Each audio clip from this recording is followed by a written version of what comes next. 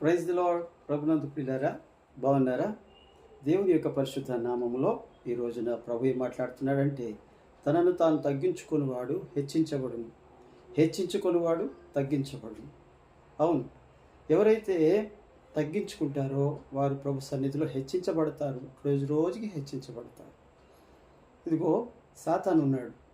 సాతాను పూర్వం సాతాను కాదు, ఒక మహాకెరూబు, దేవుని సన్నిధిలో ఆరాధన నడిపించే మరి లూసిఫర్ అని పేరు కలిగిన మరి దేవదూత.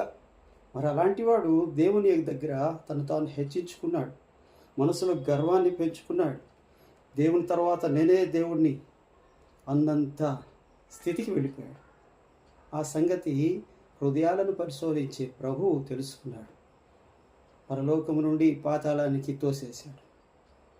తను తాను హెచ్చించుకున్నాడు, తగ్గించబడ్డాడు. ఎంతవరకు తగ్గించబడ్డాడంటే పాతాళం వరకు.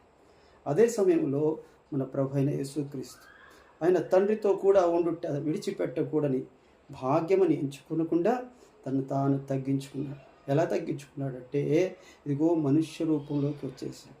ఇగో దాసుడిగా మారిపోయాడు, ఇగో రిక్తుడిగా మారిపోయాడు.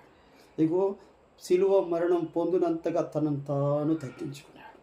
అందుకని వాక్యంలోని ప్రభు ఆయన ఏం రాయించారంటే, యేసుక్రీస్తు ప్రభు వారి కోసం అన్ని నామముల కంటే పై నామం ఆయన హెచ్చింపబడ్డాడు. ఆయన కంటే పై నామము ఏ నామము లేకుండా ప్రభు ఆయనని హెచ్చించాడు. అలాగనే మనం హెచ్చించబడాలి అంటే మనుషుల మీద ఆధారపడవద్దు.